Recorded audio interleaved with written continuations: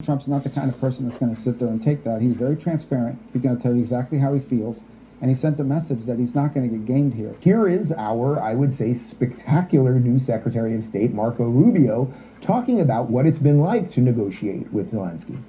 When President Trump posts that President Zelinsky is a dictator without elections, what are you thinking? I think President Trump is very upset at President Zelinsky, and in some cases, and rightfully so. Look, number one, Joe Biden had frustrations with Zelinsky. People shouldn't forget it. There are newspaper articles out there about how he cursed at him in a phone call because Zelinsky, instead of saying thank you for all your help, is immediately out there messaging what we're not doing or what he's not getting.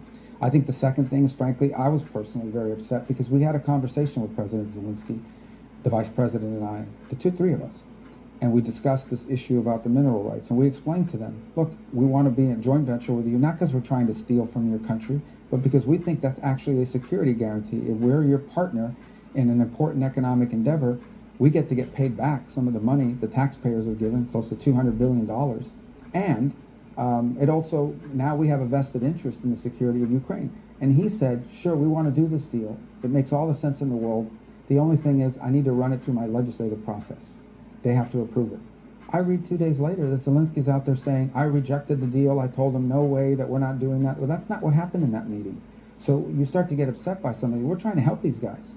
One of the points that the president made in his messaging is not that we don't care about Ukraine, but Ukraine is on another continent. You know, it doesn't directly impact the daily lives of Americans. We care about it because it has implications for our allies and ultimately for the world. There should be some level of gratitude here about this. And when you don't see it and you see him out there accusing the president of living in a world of disinformation, that's very counterproductive. And I don't need to explain to you or anybody else, President Trump's not the kind of person that's going to sit there and take that. He's very transparent. He's going to tell you exactly how he feels.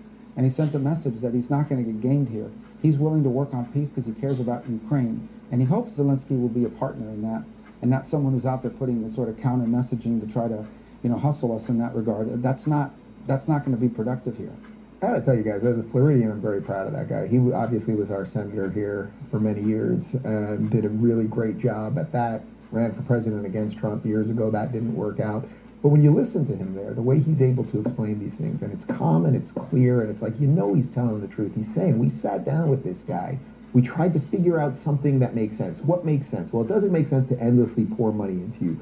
But you guys are rich when it comes to these minerals. If we can figure out a partnership there, then we have a vested interest actually in defending you because we're getting some of the benefits of these important minerals. We're kind of in business together. That means we might be able to give you some security arrangements, et cetera, et cetera. And it's like they had that conversation. It sounded like something was going to happen. And then it's like, well, we'll find out.